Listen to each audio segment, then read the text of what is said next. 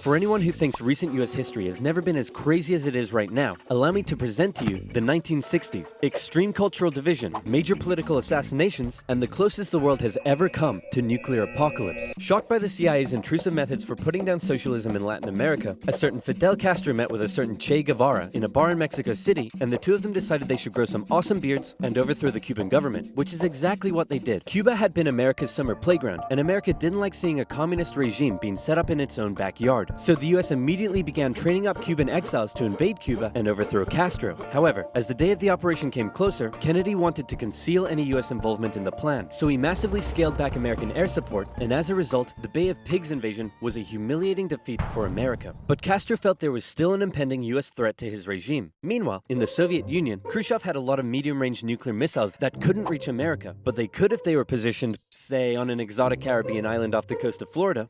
Hey, I'm a communist who hates America. You're a communist who hates America. You know what that means? We should fall in love. I was just gonna suggest you set your missiles up in Cuba.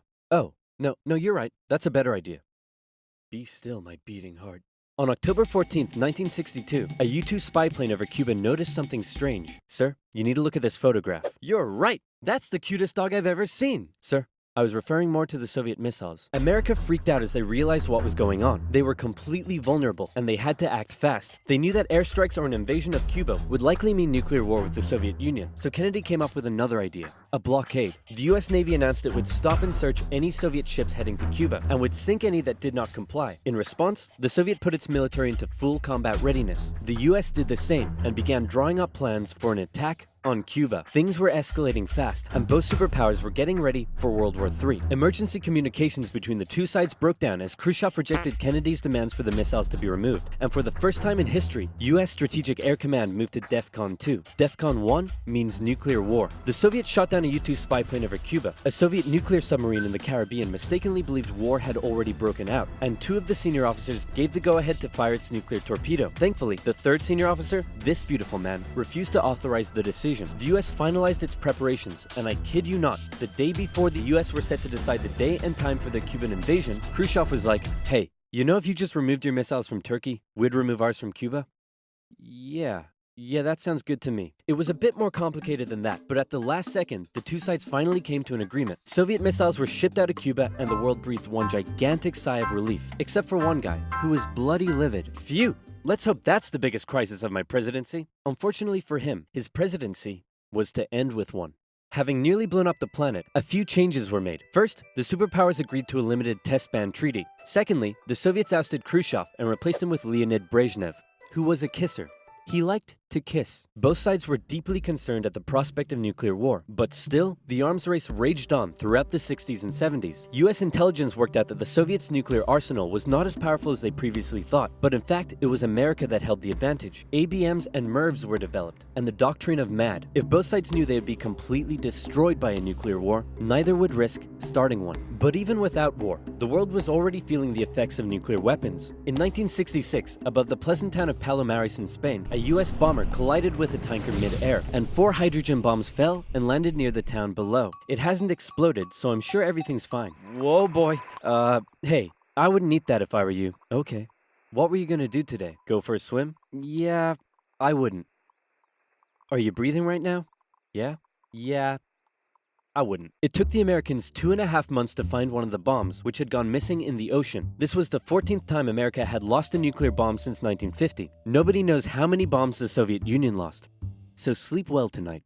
After Kennedy's assassination, Vice President Lyndon B. Johnson took over, and he inherited a developing crisis in the East: Vietnam. Back in the 50s, the Vietnamese had kicked their French colonizers out once and for all, and the country was divided into two. In the north, a communist regime, and in the south, an anti-communist regime. Both were led by very sweet-looking old men, but don't let that deceive you. They were both ruthless dictators, and both dreamed of reuniting Vietnam under their own regime. So the north established the National Liberation Front, also known as the Viet Cong, to carry out a campaign of guerrilla warfare in the south with Soviet support. The US sent advisors to help train the South Vietnamese to deal with the threat, but President Diem's brutal policies pushed more and more South Vietnamese to support the Viet Cong, and over the next decade, the situation escalated to a breaking point. America feared the domino effect. That is, if South Vietnam fell to communism, would Cambodia be next? Then Laos? Thailand? Burma?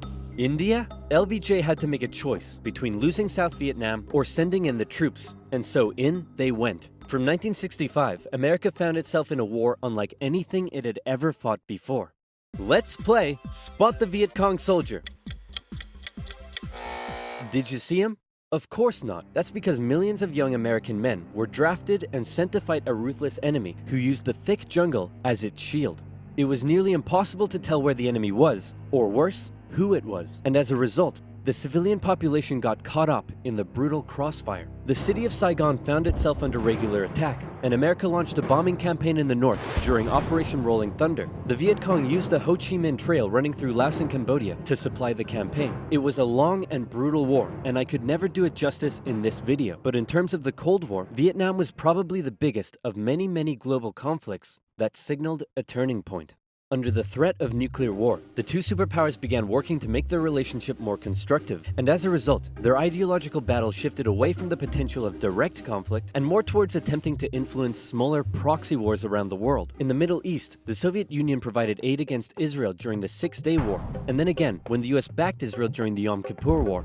In Africa, the Angolan Civil War saw US-supported South Africans fighting Soviet-supported Cubans. In the conflict between Somalia and Ethiopia, the superpowers interestingly switched sides as regimes changed, and the US continued fighting the spread of communism in its own backyard, funding the famous Contra groups to fight the socialist junta in Nicaragua. These proxy wars were fierce enough to begin with, but superpower intervention amplified the destruction and created alarming levels of human suffering throughout the Third World. And in Vietnam, that human suffering was all being broadcast back home via good old television. Going into the late 60s, America was a changing nation. This became this became this, and this became this. The new slogan that was taking root: make love, not war. The majority of Americans did not approve of Johnson's handling of the Vietnam War, and in 1968, a silent majority elected law and order candidate Richard Nixon. As the Vietnam War appeared to be increasingly unwinnable, and public opinion turning increasingly sour, Nixon made the decision to begin bringing the troops home, and ended US involvement in Vietnam by 1973.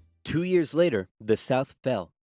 The Cold War was now taking its toll on both superpowers. In Russia, a huge percentage of the budget was still going to the military. People were still hungry, and they just didn't have access to the same lifestyle and goods as the West. And what did they have to show for it? They weren't even winning the space race anymore. Both sides needed to reduce spending in order to rescue their economies, and so both welcomed with open arms an easing of hostilities, otherwise known as détente.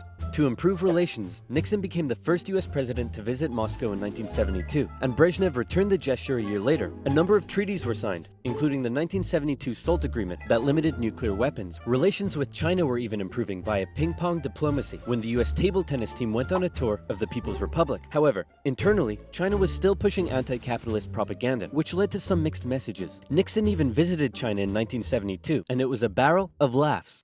Today, the president walks among priceless treasures from China's golden age. Among them, a pair of ear stoppers used by the emperor to keep from hearing criticism. You put the stopper into his ears so that he couldn't hear the criticism. Give me a pair.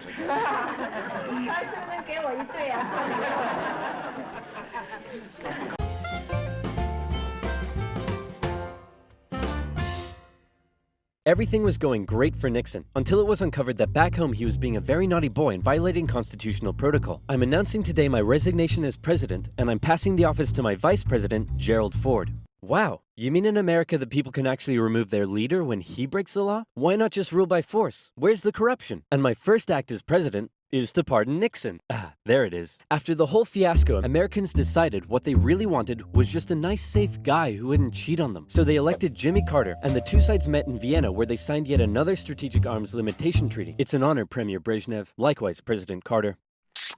Please don't do that. But that's not to say there was no longer any tension between the two sides, because there was. Heaps of it. Once again, the Soviet Union put down further attempts at reform and rebellion in the Eastern Bloc. The Euro missile crisis saw new and improved classes of intermediate-range missiles being deployed in Europe. In 1979, the Soviets thought it would be a good idea if they had their own Vietnam and invaded Afghanistan to prevent a US-sponsored Islamic insurgency. And in response to these various crises, Olympic Games were boycotted. Conservatives were concerned that US policy had become too soft, and in 1980, they decided they wanted a president who would be tough on communism, so they elected Ronald Reagan. and Reagan came in guns blazing. Concerned at the Soviet Union's human rights violations, he made a speech calling them an evil empire, and he also wanted to renew the arms race using technological advances in computing and lasers. He came up with the Space Defense Initiative, also known as Star Wars, which was basically a big defensive anti-nuke shield around the country, but a lot of people thought it was a pretty dumb idea. The Soviet Union perceived this shift in rhetoric as the USA getting ready for war, and they were feeling especially threatened as their relationship with their communist ally China had broken down. Relations took a big hit in 1983 when the Soviets shot down a Korean airliner that had strayed into their airspace, and it looked like the world was going right back to mid-20th century Cold War tension. But then Brezhnev got really old and died, and was replaced by this guy who was really old and died, and was replaced by this guy who was really old and died, and he was replaced by Mikhail Gorbachev. Coming into office in 1985, he was the real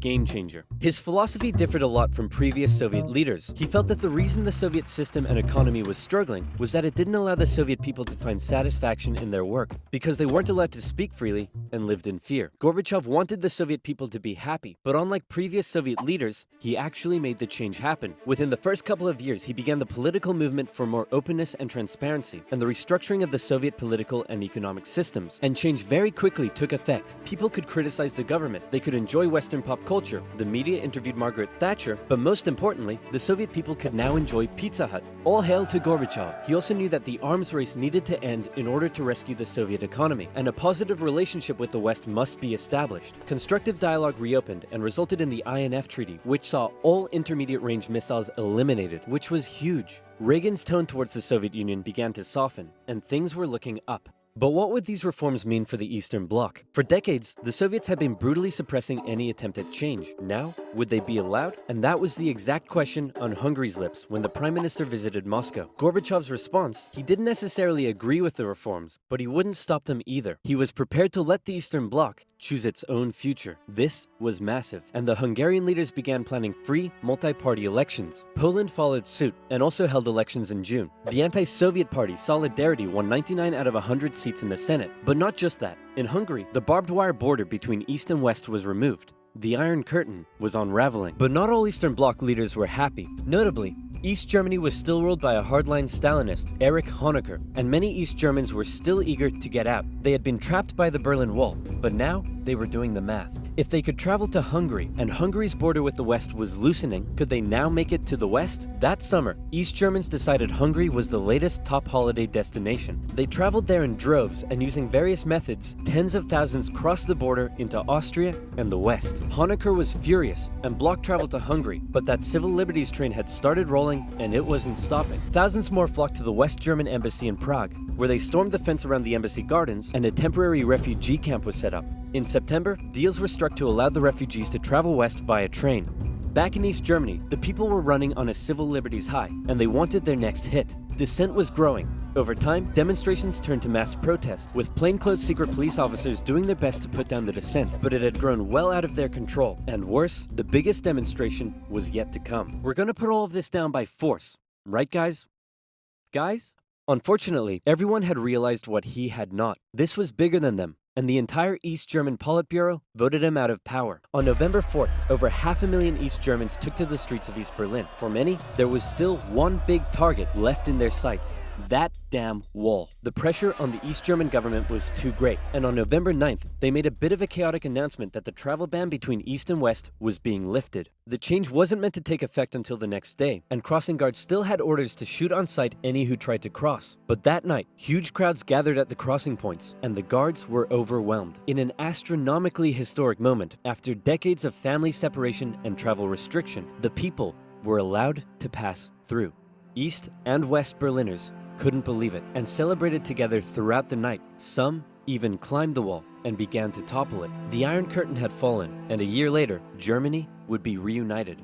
Elections in Bulgaria, a peaceful revolution in Czechoslovakia, and a violent one in Romania brought to an end communist authority in the Eastern Bloc. America decided it would be best if it just stayed away and let the change happen, as the anti-communist movement continued all the way back to Moscow. Gorbachev had given the people the freedom to demonstrate. Now, they demonstrated for an end to the communist single-party rule, and Gorbachev had to give in. For the first time in history, elections were held in which candidates not officially endorsed by the party were allowed to run. Ambitious rival of Gorbachev, Boris Yeltsin, led a growing democratic movement. Now things here get quite confusing, and the dissolution of the Soviet Union is a complicated topic, so believe me, this is oversimplified, but it went a little bit like this. The Soviet Union was made up of a number of smaller Soviet republics, the largest of which was Russia. Yeltsin got himself elected the president of Russia, and began a struggle for sovereignty against Gorbachev and the Greater Soviet Union. Communist hardliners were horrified at what Gorbachev was allowing, so they briefly kidnapped him and tried to set up their own emergency government. But Yeltsin and his supporters all gathered around the White House in Moscow and were like, no,